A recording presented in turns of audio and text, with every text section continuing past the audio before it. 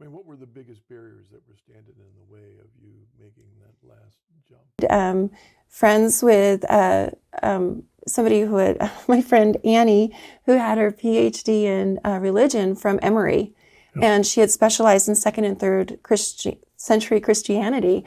And she had told me, Emily, the Christians have always believed that there was a journey after death, that there's some sort of purgation. And now she was Anglican, and she said, well, the Catholics, this, idea of an actual purgatory, that's more Catholic, but the idea of a journey after death to beatitude into heaven has always been there in ancient Christianity. I was like, and that changes things.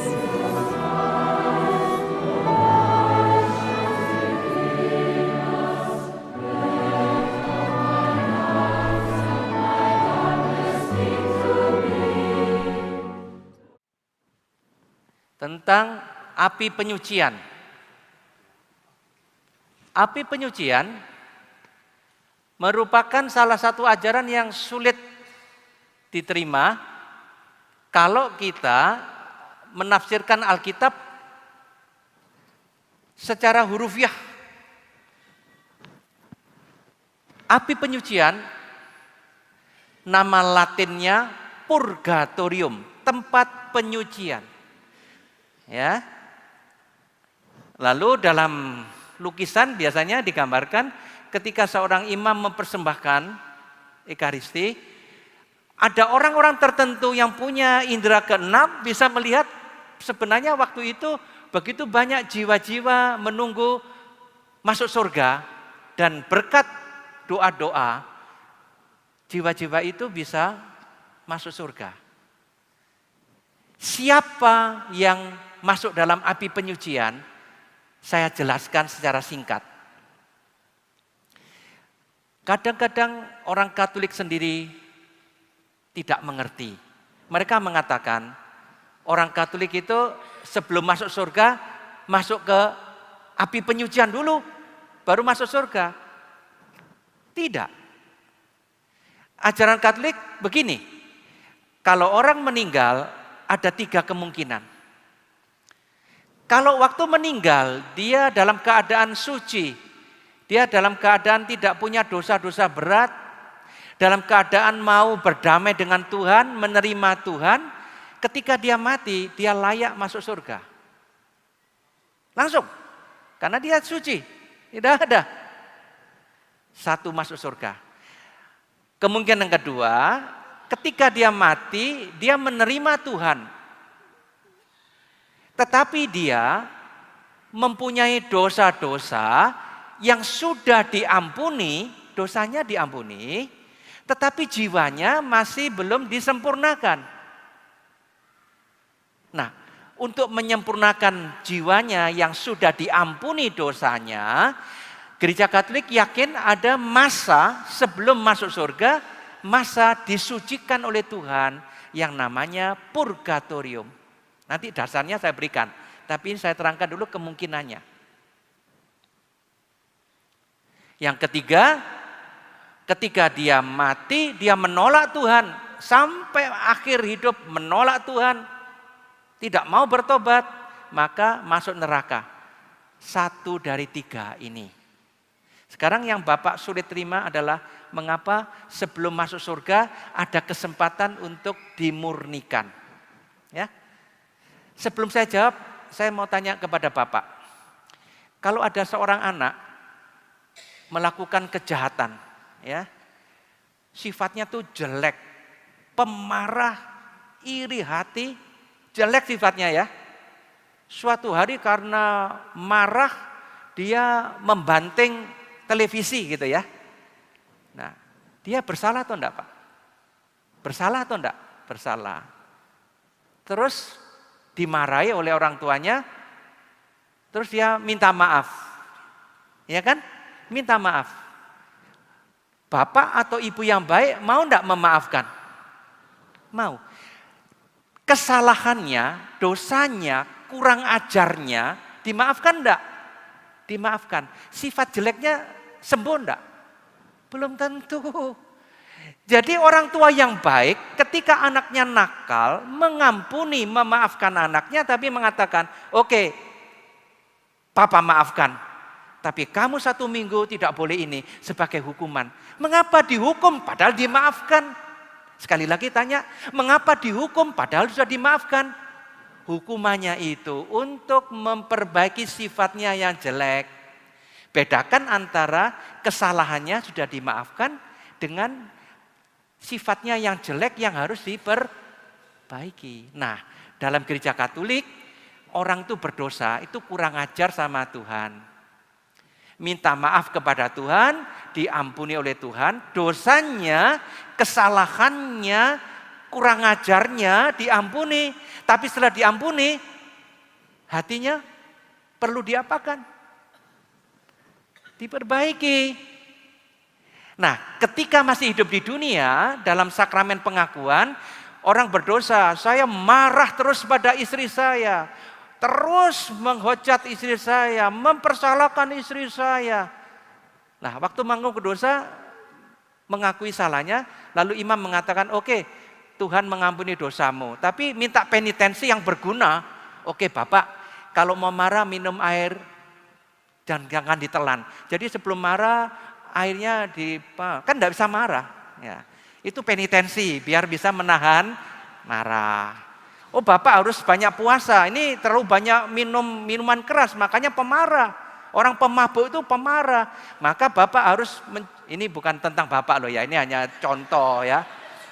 Bapak tidak boleh minum-minum lagi gitu. Itu namanya penitensi yang berguna untuk memperbaiki jiwanya yang rusak. Itu selama di dunia, Pak. Tapi sekarang seorang yang hidupnya jelek, berdosa terus, ketika mau mati bilang, panggilkan pastor, saya mau bertobat, panggilkan pastor. Pastor datang, dia mengaku dosa, saya berdosa, saya sudah meninggalkan keluarga dan lain-lain, diampuni dosanya. Apakah jiwanya langsung suci lalu masuk surga? Waduh, kalau begitu kasihan suster-suster, pastor-pastor, hidup baik sama saja dengan orang yang ketika mati diampuni dosanya sama-sama masuk surga. Enggak. Ketika dia mengaku dosa, dosanya diampuni, tetapi ketika dia mati, gereja yakin jiwanya belum bersih, belum baik. Maka sebelum masuk surga, Tuhan membersihkan jiwanya. Itulah masa yang namanya api penyucian. Apa itu seperti neraka? Makanya disebut api? Tidak. Tidak sama dengan penderitaan orang yang ada di api neraka yang menyiksa. Api penyucian ini disebut api karena sifat api itu menyucikan. Dan orang yang di api penyucian menderitanya bukan karena disiksa.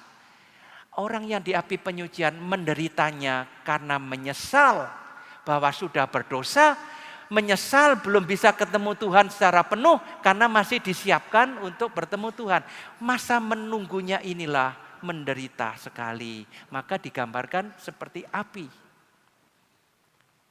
Sekarang dasarnya dalam Alkitab apa? Kok ada saat untuk, kalau sudah mati kok ada saat untuk disucikan lagi. Nah inilah Pak saya coba. Dalam 2 Makabe ada cerita orang Yahudi yang mati dalam perang suci, ternyata punya jimat-jimat, lalu mereka bingung. Kalau orang ini mati dalam perang suci, masa tidak masuk surga? Tapi ternyata punya dosa. Di balik jubahnya ada jimat. Jimat adalah dosa bagi orang Israel. Lalu mereka bingung, gimana nih? Masa dia masuk neraka? Oh enggak. Mereka mengumpulkan uang, mempersembahkan korban, minta kepada Tuhan, ampuni mereka yang gugur dalam perang suci, tapi juga punya cacat yang harus diampuni. Lalu mereka mendoakan orang mati. Kalau mendoakan orang mati tidak ada gunanya, mengapa ada dalam kitab Makabe? Bahwa ada doa-doa dan korban untuk mendoakan orang yang mati agar jiwanya dibersihkan, agar dosanya diampuni lebih lanjut, itu tanda bahwa kita boleh mendoakan orang yang sudah mati. Masih bisa ada perubahan setelah orang mati. Nah, perubahan yang terjadi setelah mati itulah yang dalam gereja Katolik dinamakan masa api penyucian, disucikan. Juga Yesus atau Paulus ya, kalau saya tentang Yesus saya mengatakan begini, ini keterangan saya ya.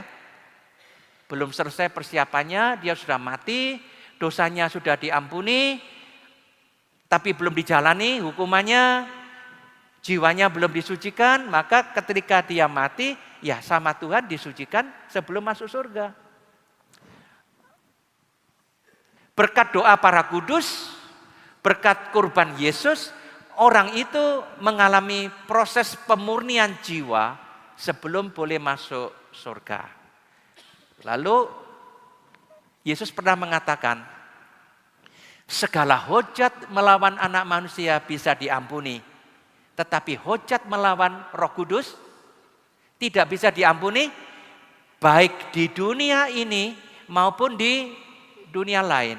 Saya ulangi, dosa itu menghujat Roh Kudus tidak bisa diampuni baik di dunia ini maupun di dunia lain. Berarti ada dosa lain yang bukan menghujat Roh Kudus bisa diampuni atau di dunia ini atau di dunia lain. Nah, pengampunan di dunia lain itulah bagi gereja Katolik, dia belum masuk surga karena belum siap. Mari kita doakan biar prosesnya cepat. Nah, itu dasarnya berdasarkan ayat-ayat yang saya sebut. Nanti kalau belum puas, pinjam buku saya, ada bagian yang menerangkan lebih rinci tentang api penyucian. Tapi dasar yang paling penting Bapak ingat, mengapa dalam Makabe orang yang sudah mati bisa didoakan supaya dosanya diampuni. Itu tanda bahwa di dunia lain setelah orang mati masih bisa dibereskan oleh Tuhan. Itu dasarnya. Oke? Ini agak lama karena ini penting. Banyak orang Katolik juga tidak mengerti ini. Makanya saya terangkan pelan-pelan. Mudah-mudahan Bapak bisa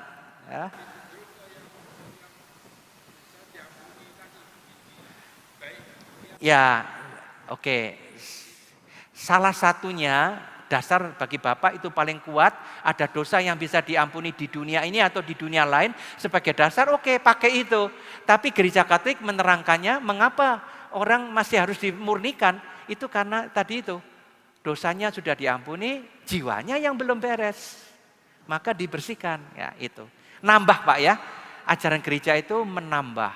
Kalau Bapak sudah puas dengan yang itu, ya puji Tuhan, ya sudah, ya ajaran gereja yang lain nggak usah gitu ya. Maka doakan saja orang yang sudah mati, nggak apa-apa ya. Oke, terima kasih. Kita lanjut kepada penanya yang ketiga, Ibu Jelantik, silakan.